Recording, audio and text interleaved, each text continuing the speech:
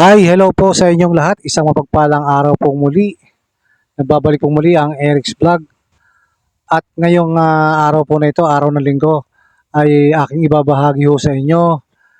Yun ho mga kaganapan ho sa bayan ho ng Balayan, Batangas.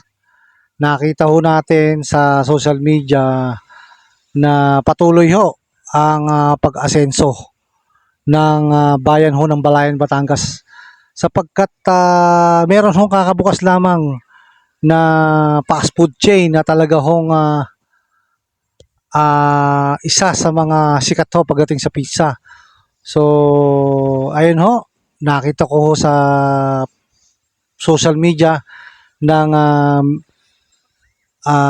Mayor, pag di ako nagkakamali, kay Mayor ho, kay Mayor Lisa Ermita, ang bagong halal ho na Mayor ng Balayan, ay nagbukas ho ang Shakey's Balayan. So sa mga taga District 1, District 2 o yung malalapit ho na lugar sa Balayan ay makakapunta ho kayo o makakakain ho kayo ng mga masasarap po na pizza dahil ho nagbukas ho ang Shakey's Pizza sa bayan ho ng Balayan, Batangas.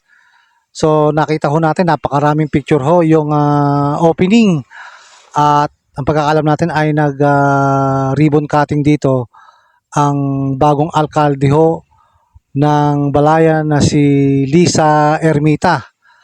Sapagkat ang dati hong matagal na panahon ho na humawak ng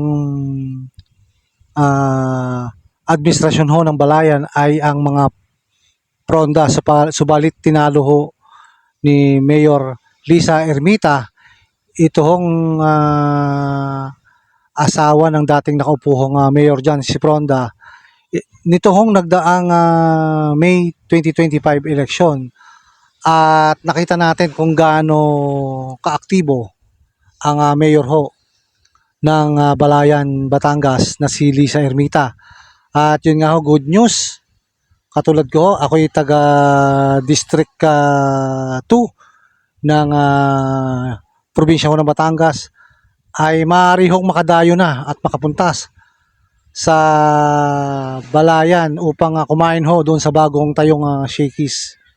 So yun ho, isang good news na nangyari ho ngayon sa bayan ho ng Balayan ay ito hong bagong tayong Shakey's. So yun ho, napakaganda ng ito na yung fast food chain na yan dahil hindi na ho lalayo ang mga taga District 1, District 2 doon ho sa ibang lugar lagay ng Batangas City sa Lipa.